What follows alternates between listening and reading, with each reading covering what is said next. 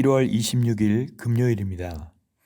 오늘 새벽 우리에게 주시는 하나님의 말씀은 누가복음 4장 38절로 44절까지의 말씀입니다. 예수께서 일어나 회당에서 나가사 시몬의 집에 들어가시니 시몬의 장모가 중한 열병을 앓고 있는지라.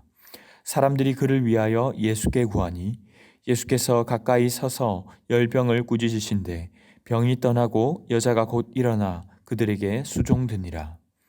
해질 무렵에 사람들이 온갖 병자들을 데리고 나아오매 예수께서 일일이 그 위에 손을 얹으사 고치시니 여러 사람에게서 귀신들이 나가며 소리질러 이르되 당신은 하나님의 아들이니이다.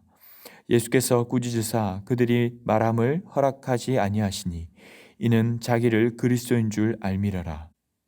날이 밝음에 예수께서 나오사 한적한 곳에 가시니 무리가 찾다가 만나서 자기들에게서 떠나시지 못하게 만류하려 하매 예수께서 이르시되 내가 다른 동네들에서도 하나님의 나라 복음을 전하여야 하리니 나는 이 일을 위해 보내심을 받았노라 하시고 갈릴리 여러 회당에서 전도하시더라. 아멘.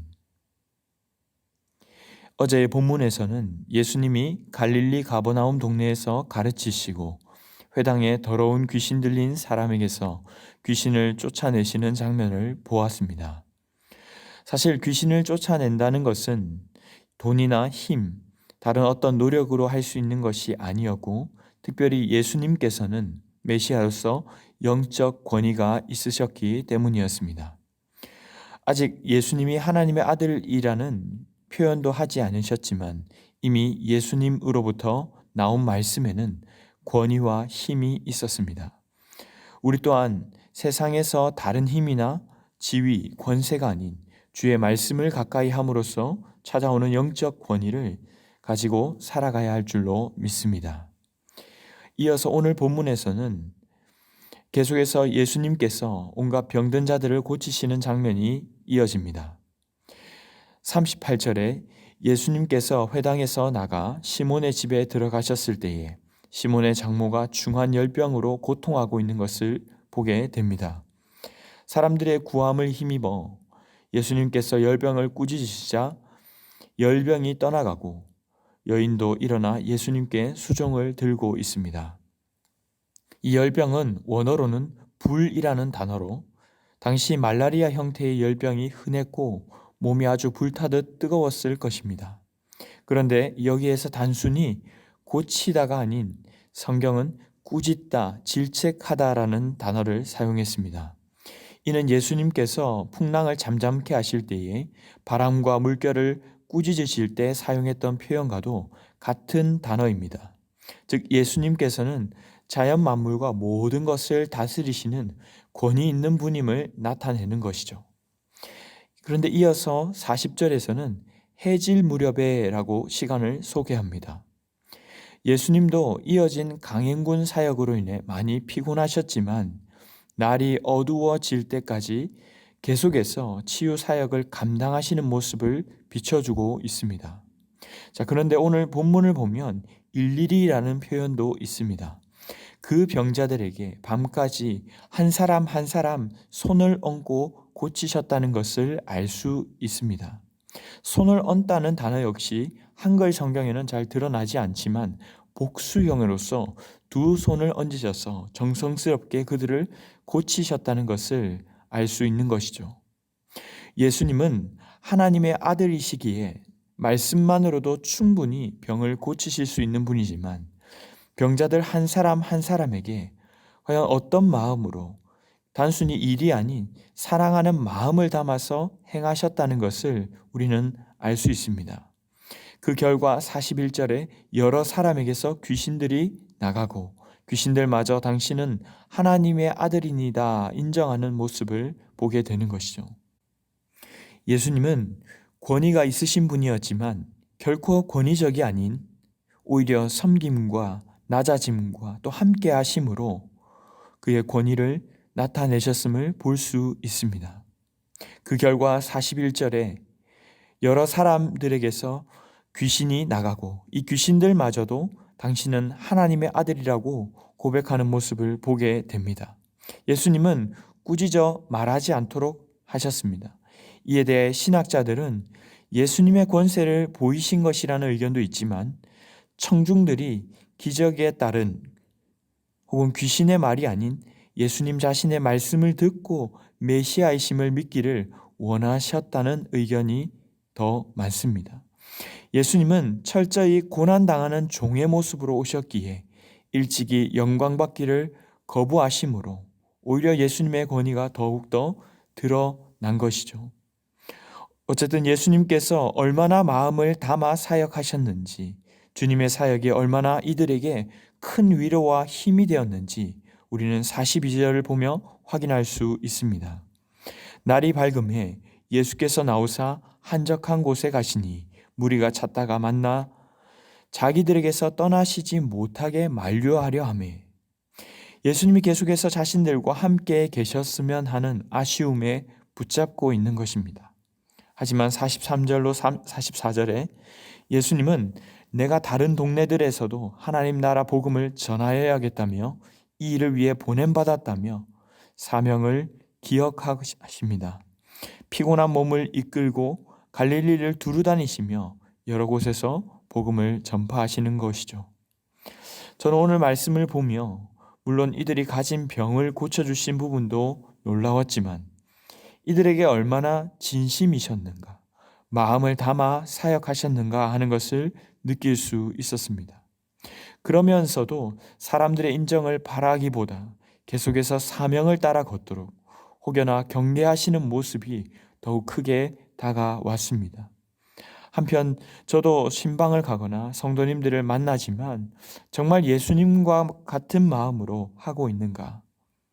무익한 종이 해야 할 일을 했을 뿐이라는 마음으로 섬기고 있는가? 혹 인정받으려는 유혹에 빠지지는 않았는가? 여러 질문을 던지게 되었습니다. 그저 나에게 도움을 주고 잘 해주는 사람들만이 아니라 내가 섬겨야 할 사람들, 그리고 아프고 힘든 분들을 만났을 때 주님의 마음을 담아 정말 섬기고 있는가? 예수님의 제자라고 말하지만 예수님이 하신 일에 대한 흉내만 내고 예수님과 같은 마음으로 섬기지는 못하는 저의 모습을 발견하게 되었습니다. 사랑하는 성도 여러분, 오늘 말씀은 우리에게 뭐라고 말씀하십니까? 나를 인정하고 존귀히 여기는 사람들을 가까이 하기보다 연약한 자들에게 먼저 찾아가라는 것입니다. 비단 질병뿐만 아니라 삶의 어려움 앞에서 무력하고 무능함을 경험하고 그래서 절망과 공포를 느끼고 있는 사람들을 찾아가서 섬기라는 것입니다. 설령 대하기 어렵고 까다로운 분들이라 할지라도 마음을 다해 섬겨야 할 것입니다. 그들을 섬김에 있어서 내 시간, 상황을 따지기에 앞서서 주님의 마음으로 섬겨 나가야 한다는 것이죠.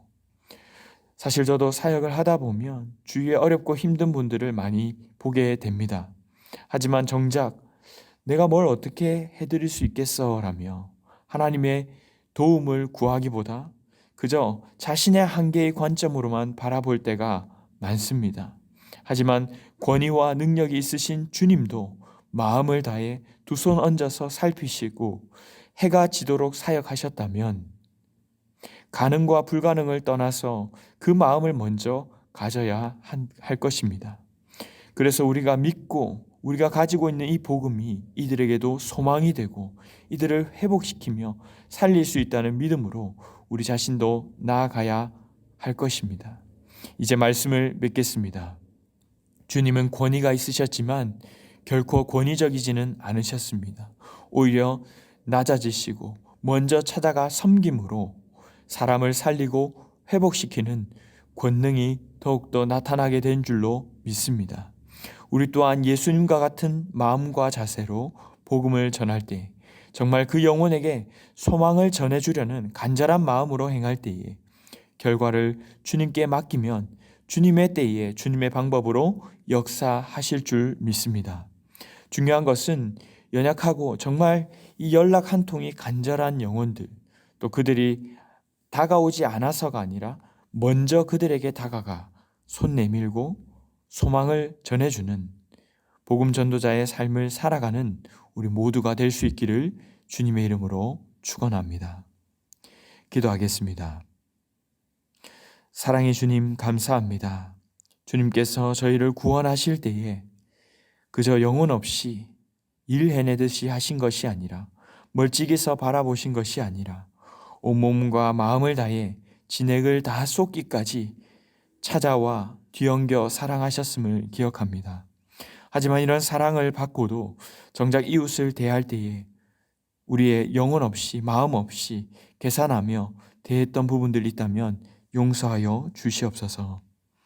영혼을 대할 때에 내게 유익을 될 것 같은 사람을 찾아가는 것이 아니라 나의 섬김을 필요로 하는 자, 소망을 잃고 회복이 필요한 영혼들에게 먼저 다가가게 하시고 주님의 마음으로 섬기는 저희가 되게 하여 주시옵소서.